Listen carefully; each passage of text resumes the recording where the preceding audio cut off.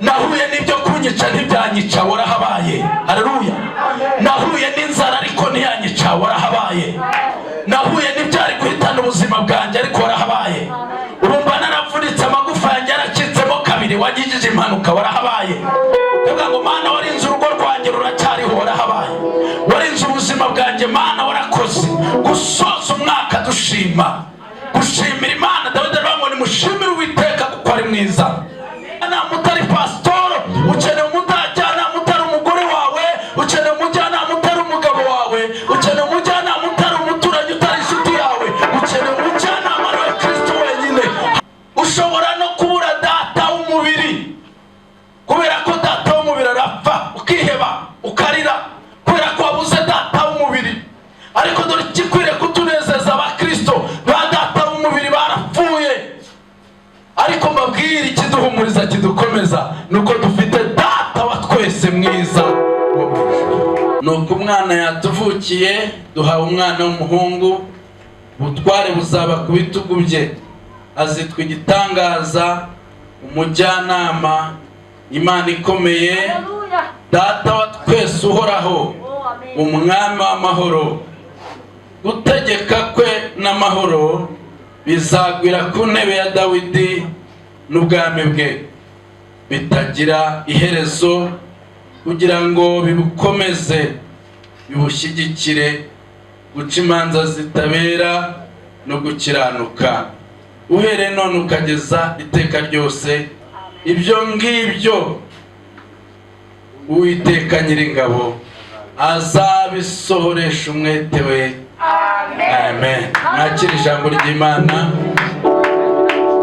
iri jambo dusomye hano ni Yesaya umuhanuzi wari hanuye avuga ku kuvuka kwa Yesu, avuga ko Yesu azaza. Yesaya yabonaga Yesu yavutse, niyo mpamvu yavuze ngo umwana yatuvukiye, duhawe umwana w'umuhungu. yabibonaga nk'umuhanuzi, akabona Yesu yaje, akabona Yesu yavutse, nuko n'ibyishimo n'umunezero atavuga ati yatuvukiye ndetse duhawe umwana w'umuhungu. Haleluya. intego y'ijambo tugiye kuganiraho muri aka kanya ni ijambo rivuga ngo azitwa igitangaza. uwo ni Kristo, azitwa igitangaza. uwo ni Yesu. Haleluya. Yesu uyu Yesaya yahanuraga ko azaza. haceho imyaka myinshi cyane, ariko igihe kigeze araza nk'uko umuhanuzi yari yarabihanuye cyangwa se yari yarabivuze. kandi turashimira Imana ko yaduhaye Kristo kugira ngo aze mu isi adupfira ibyaha byacu, aducungure. ngiye kuvuga ku mazina 5 cyangwa amatitiro 5 ya Yesu, kandi n'ukuri uraza guhabwa umugisha. icyambere, Yesaya yaravuze ngo azitwa igitangaza. yaramurebye aramwitegereza, aravuga ngo abantu benshi bagira amazina, ariko uyu Kristo azitwa igitangaza. uvuga ngo azitwa igitangaza bivuze ko azaba ari ukomeye, azaba ari utangaje, azaba akora ibitangaza, azaba akora ibyo abandi bantu batakoze. azitwa igitangaza kubera ibyo azakora. rizaba ari izina rye ariko rijyanye n'ibyo akora, rizaba ari izina rye ariko bijyanye n'imirimo akora. uwo ni Kristo wavugwaga ngo azitwa igitangaza. nta wundi ufite izina nk'iri, nubwo hari umuntu wakwigira igitangaza cyangwa kumva ko akomeye cyane, ariko Yesu azitwa igitangaza. kandi yiswe igitangaza niyo munsi n'igitangaza azahora ari igitangaza. Haleluya. umuririmbyi yaravuze ngo iryo zina ndarikunda ry'umucunguzi wanjye. Haleluya. iryo zina ni ryiza, iryo zina kuba ari igitangaza. reka nze mbabwire impamvu Yesu akora ibitangaza nuko ubwo ari igitangaza. impamvu ari ibyo ajya akora bigatangaza abantu, ntabwo ari uko yabikoze, ahubwo no mu izina rye no mu miterere ye asanzwe atangaje Kristo, asanzwe ahebuje Kristo, asanzwe akora ibitangaza. ntabyiga uyu munsi, ntabyiga mu gihe kizaza, ahubwo n'iryo zina rye niko ari. reka mubwire iki ngiki, niwizera iri zina ko azitwa igitangaza, araza kugukorera igitangaza. Haleluya. igitangaza ni ikigomba kugutangaza.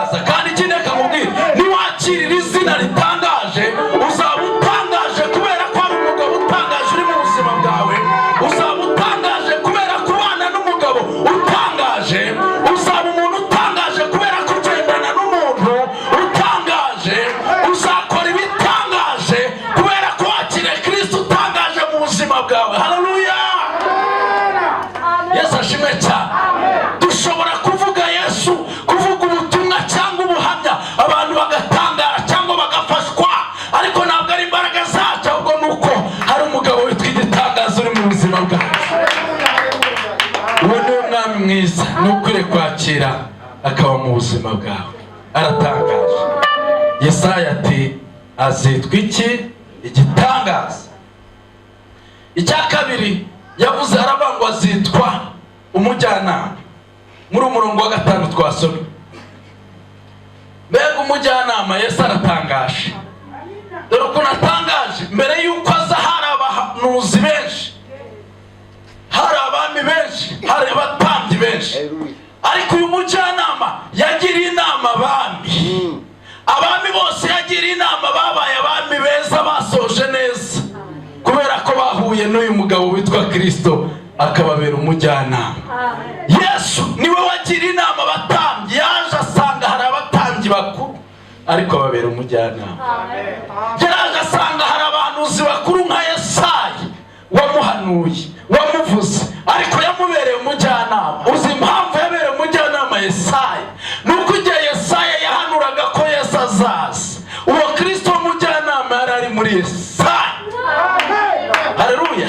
Ntabwo yari ari kure ya Yesaya igihe yabihanuraga, yari ari kumwe nawe. Azitwa umujyanama.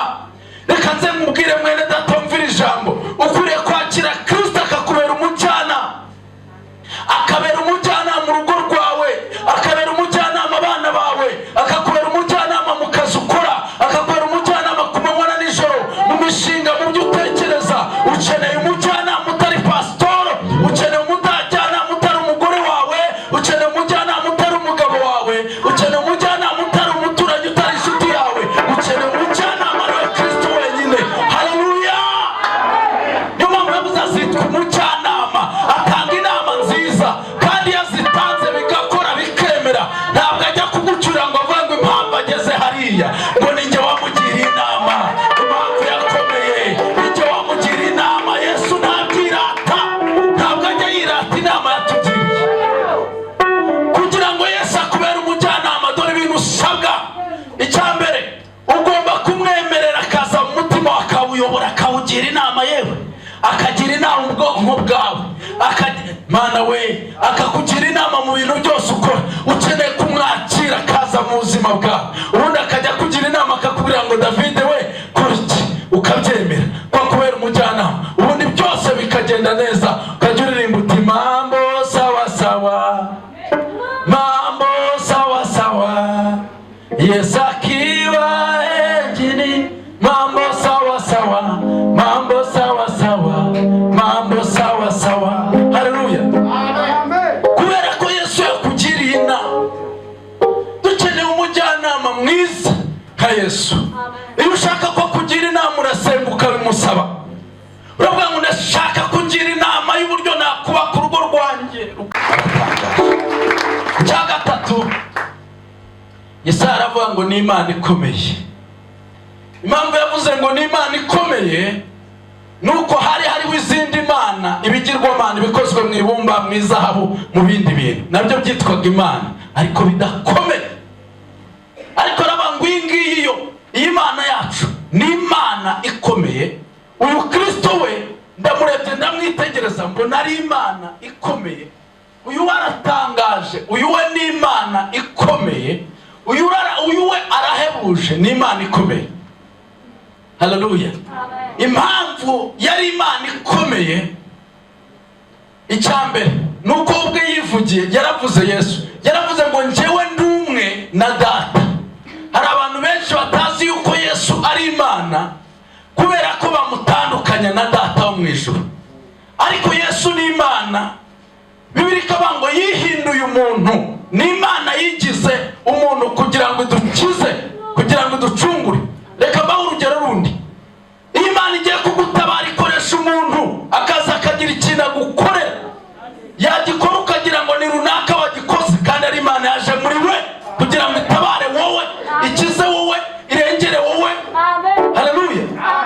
Imana iza mu muntu. Yesu rero we yari Imana, yari n'umuntu 100%, akaba Imana 100%. Biravuga ngo yahoranye na Se, niwe waremye ibintu byose. Uwo ni Kristo. Hano rero Yesaya aravuga ngo ni Imana ikomeye. Bishaka kuvuga ngo ibindi byose byitwa Imana ntibikomeye, we niwe Mana ikomeye. Ibyo abantu bajya basenga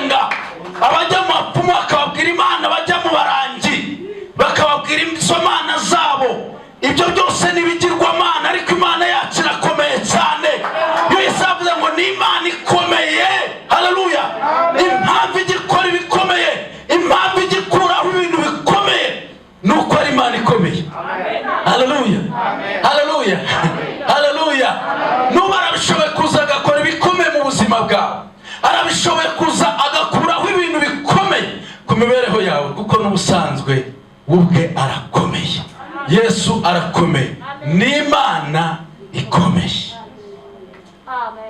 Niko muri byarimbye aravuga ngo Imana yacu irakomeye cyane, ikora imirimo ikagaragara, si nk'ibigirwamana itavuga n'ibyumve. Imana yacu imeze gute? Imana yacu irakomeye cyane, ikora imirimo ikagaragara, si nk'ibigirwamana itavuga n'ibyumve. Imana yacu irakomeye, n'Imana ikomeye. Icya kane, haleluya, icya kane aravuga ngo ni data wa twese uhoraho. Muri byo aravuga ngo ni data wa twese mwiza, azi intege nke zacu, nuko aradukuyakuya, waturindesa. Ni data mwiza, ni data wa twese mwiza, azi intege nke zacu, nuko aradukuyakuya, waturindesa. Oh, duhimbaze imbabazi, uyu mwanya duhimbaze imbabazi. Oh, duhimbaze imbabazi ze zitarangiye. Yewe duhimbaze imbabazi, duhimbaze imbabazi ze, duhimbaze imbabazi iteka.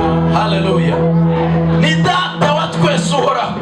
Impamvu Yesaya yavuze ngo ni data wa twese uhoraho ni iyi: icya mbere, buri muntu wese agira se ariko akaba papa we, ariko we ni data wa twese w'abantu bose.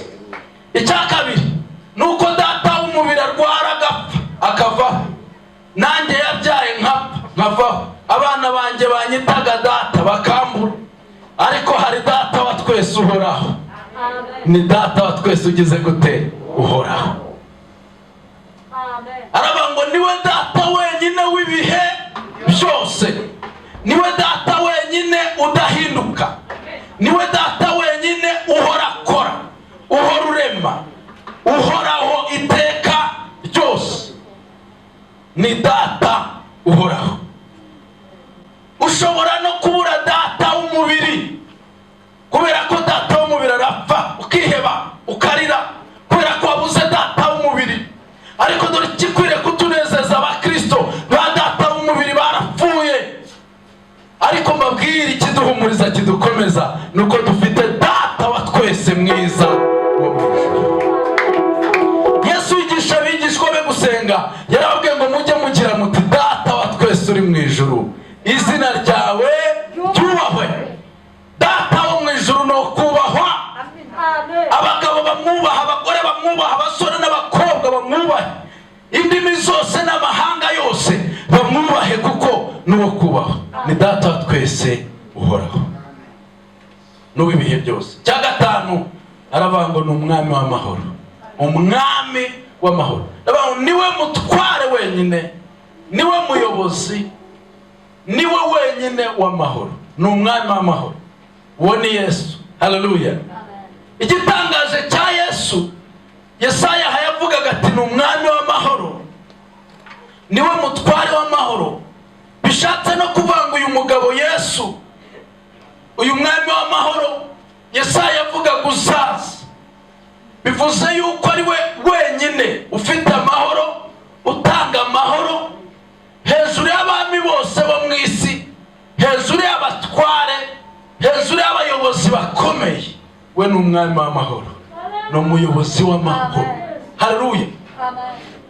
Ushobora kubura amahoro mu gihe cyawe no mu bihe byawe, ushobora kubura amahoro mu mibereho yawe, ariko reka mubwire iki: ukeneye kubana n'uyu mugabo witwa Yesu, umwami w'amahoro, uyu utanga amahoro, uyu ufite amahoro, uyu uyobora mu mahoro, uyu utegeka mu mahoro, uyu utegeka ibintu byose bikagenda neza, uyu ugera hatari amahoro akahagera, uwo ni Yesu Kristo, niwe mwami w'amahoro. Nukwiriye kubwira ngo dore bimbujije amahoro ni byinshi, kandi impamvu akiza abantu babujije amahoro nuko afite amahoro, atunze amahoro, abana n'amahoro, niwe utanga amahoro kuko ayafite. Reka nkubwire iki, Yesu arabishoboye kuguha amahoro wabuze. Ibikubujije amahoro ntibizabura, n'ibizayakubuza ntibizabura, ariko bana n'umugabo witwa Yesu utanga amahoro. Haleluya. Gendana n'uyu mugabo witwa Kristo utanga amahoro, kundana n'uyu mugabo witwa Yesu utanga amahoro, umatana n'uyu mugabo witwa Yesu utanga amahoro. Araza gukiza ibikubuza byose amahoro, araza yirukana ibikubuza amahoro, araza yigizaho ibikubuza amahoro, araza ategeka ibikubuza amahoro, araza Mana mu ijuru. Haleluya. Niwe wenyine ubwira ibikubujije amahoro ngo genda bikagenda. Kubera iki? Afite amahoro, kandi azanye amahoro. Ntabwo amahoro yaturana n'amahane. Abwira amahane ngo naveho, akabwira intambara ngo nizigende, ngewe nzanye amahoro. Akabwira ibikubujije amahoro ngo nimwimuke muveho kuko ndiyiziye, bikamumvira bikagenda, akaza agategeka. Haleluya. Ukeneye amahoro mu rugo rwawe, wiyashakira ahandi hantu. Witekereza ko hari umuti baguha, witekereza ko hari ahandi hantu uri bujye kugira ngo ubone amahoro. Shaka uyu mugabo witwa Yesu Kristo utanga amahoro. Bana n'uyu mugabo witwa Yesu, araza kuguha amahoro. Haleluya. Aya mahoro Yesu atanga ntituyagura amafaranga. Aya mahoro Yesu atanga arahenze kuruta ibintu byose, nyamara nta kiguzi atwaka. Icyo ashaka ni ukuza wowe ukamubwira ngo ndayakeneye, nkeneye amahoro yawe kandi ndagushaka. Haleluya.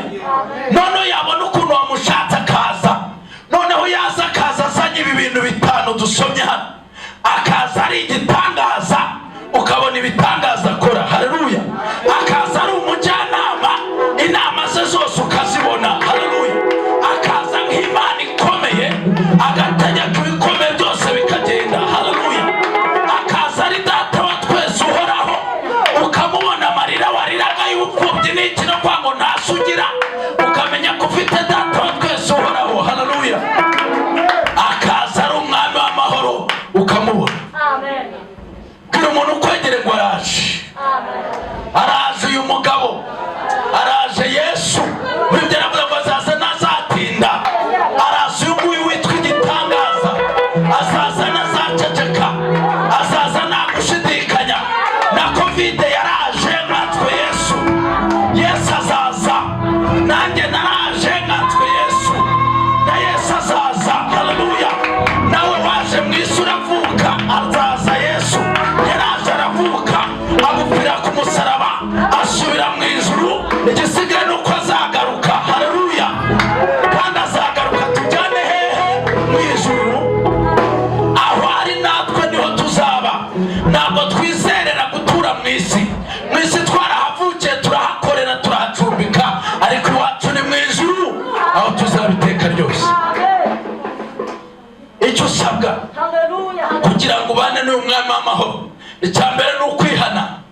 Kwihana ibyaha, ukabana n'umugabo witwa Yesu, gukiranuka, kugendana nawe. Ubu turi mu mpera z'umwaka, uyu munsi turizihiza Noheli, turi mu mpera z'umwaka.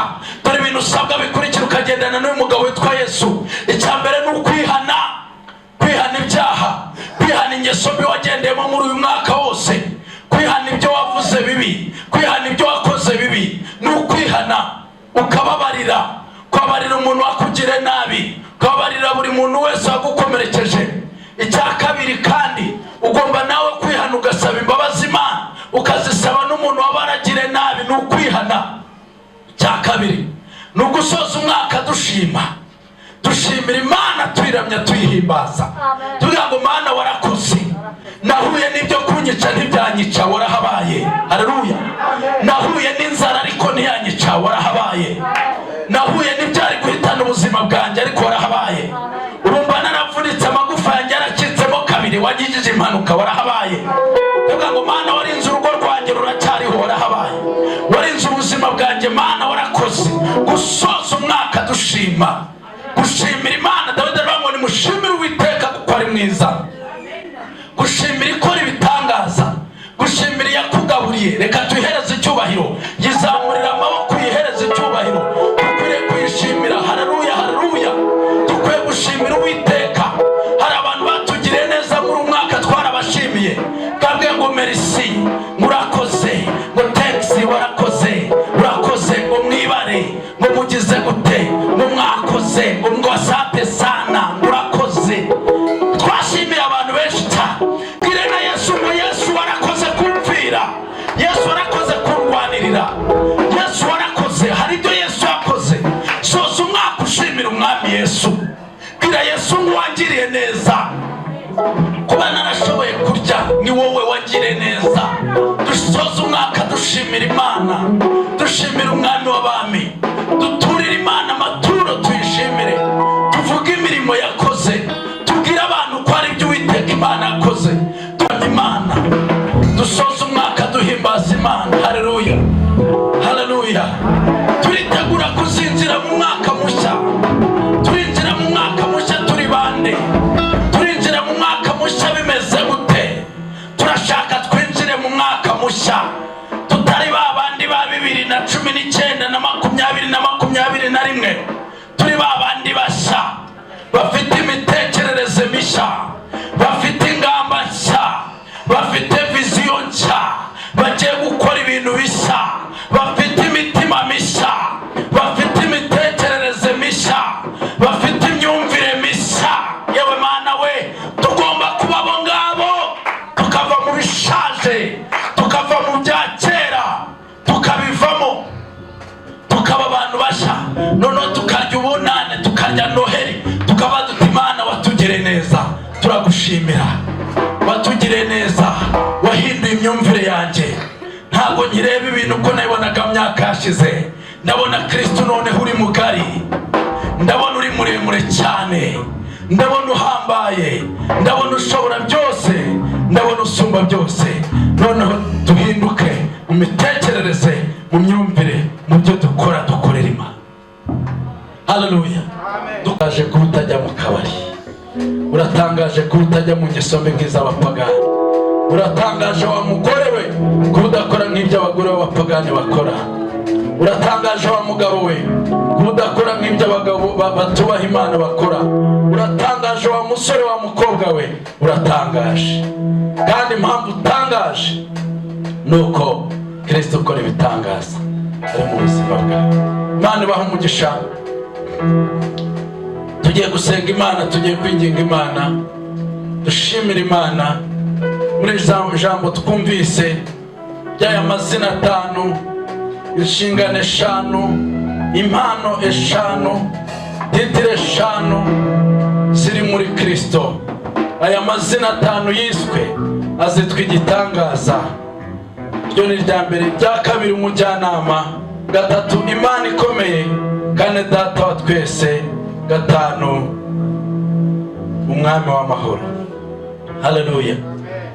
Murongo wa 6 uraba ngo gutegeka kwe n'amahoro bizagwira ku ntebe ya Dawidi.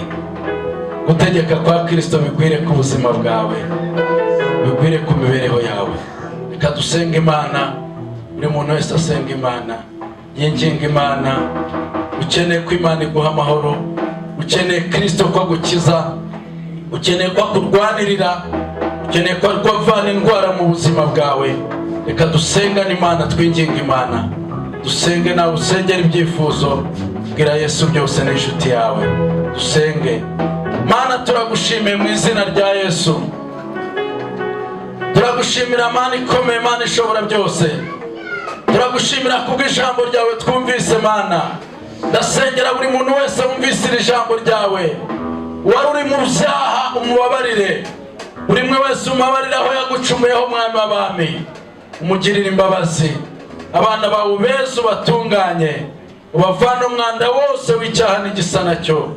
Ubagirire imbabazi Mwami Yesu, ubagirire ubuntu, ubagirire impuhwe, ubarebe neza kandi ubishimire. Imbabazi zawe Imana zibabeho. Abarwayi Imana bakize indwara, bari barushe baremerewe. Rwanya ibyabarwanyaga ubatabare, kuri umwami w'amahoro. Babona ineza yawe n'ukuboko kwawe, babona imirimo yawe Mana itangaje, mu izina rya Yesu, mu izina rya Yesu. Niwe data wa twese, niwe mukiza wacu, kuko niwe Mana ikomeye, niwe ukora ibikomeye. Vanaho indwara zikomeye, vanaho ibibazo bikomeye, mu izina rya Yesu Kristo. Imbaraga zawe Mana zigaragare. Hari ibintu bikomeye Mana igiye gukora mu buzima bwawe, hari intambara zikomeye Imana igiye kurwanirira. Imana ikomeye igiye kuvanaho indwara zikomeye mu buzima bwawe, igiye kuvanaho ibibazo bikomeye mu buzima bwawe, igiye gukuraho ibyo byose byari bigukomereye. Imana ikomeye igiye kohereza marayika wayo kugira ngo akore ibikomeye kandi akureho ibikomeye, avaneho ibigukomereye mu izina rya Yesu. Ibyo bigukomereye ntabwo bikomereye Imana. Hari Imana ikomeye igiye gukora ibikomeye, igiye gukuraho ibyari bikomeye ku buzima bwawe kugira ngo ugire amahoro. Hari indwara zigukomereye, hari ubukene, hari amadeni, hari ibigeragezo wari urimo, hari ibyari bikubabaje, ariko nasenze ngo Kristo umwami w'amahoro aze mu buzima bwawe, aguha amahoro, agukiza ibikubujije amahoro. Nirukana ibyakubuzaga amahoro, byabuzaga amahoro urugo rwawe, bibuza amahoro urubyaro rwawe, bibuza amahoro ubuzima bwawe. Ibyo ndabyirukanye mu izina rya Yesu Kristo. Amahoro ya Kristo nakuzeho, amahoro ya Kristo nakugereho, amahoro ya Kristo naze ku buzima bwawe. Urakoze Mana kuri Mana y'amahoro, urakoze kutugirira neza Mana. Turagushimiye wumvise gusenga kwacu, byose bisabye mu izina ry'Imana Data n'Umwana n'Umwuka Wera. Amen.